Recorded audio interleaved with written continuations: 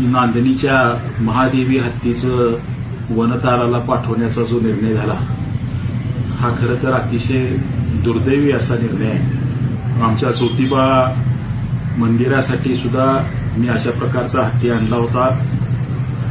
तिथं सुद्धा अनेक वर्षांच्या धार्मिक परंपरा जपल्या जाण्याचा इतिहास होता.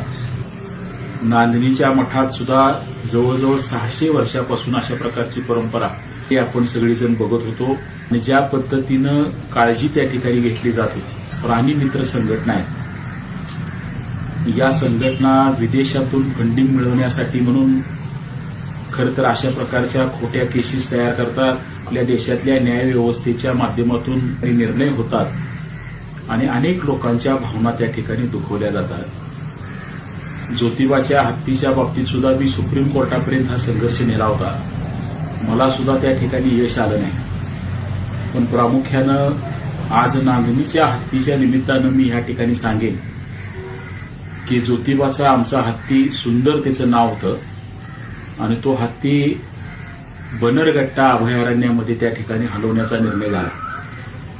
आणि लोकांना असं वाटतं की त्या ठिकाणी हत्ती पाठवला म्हणजे सगळं व्यवस्थित झालं. पुढच्या इतिहासाची कोण त्या ठिकाणी चर्चा करत नाही. काय घडलं त्याची माहिती समाजापर्यंत पोहोचत नाही. आणि मला दुर्दैवानं सांगावंसं लागेल की हा हत्ती बन्नरघट्टा अभयारण्यामध्ये गेल्यानंतर खरं तर तो हत्ती मानसिकदृष्ट्या इतका विचलित होता. तो इकडून जायला तयार नव्हता. त्याला नेताना सुद्धा बेशुद्ध करण्याचं इंजेक्शन देऊन त्या ठिकाणी न्यावं लागलं. आणि तिथं गेल्यावर सुद्धा त्या हत्तीच्या हातून त्याची देखभाल करायसाठी जो माणूस होता तो मारला गेला.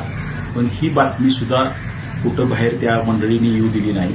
लगेच 3 वर्षांनी त्या बन्नरघट्टा अभयारण्यामध्ये सुंदर हत्तीचा मृत्यू झाला. आणि म्हणून ज्यांना कुणाला वाटते की आम्ही फार मोठं काहीतरी हे करतोय, मला फार वाईट वाटते. आज पुन्हा ह्या नांदणीच्या ग्रामस्थांच्या विशेष करून जैन समाजाच्या आक्रोशातून हा विषय समाजासमोर आलाय. लोकभावनेचा प्रचंड मोठा अनादर आणि चुकीच्या कारणासाठी होतानाची ही घटना घडते. मी स्वतः राज्य सरकार म्हणून आणि केंद्र सरकार म्हणून यासाठी काय करता येईल या दृष्टीनं प्रयत्न करणार आहे.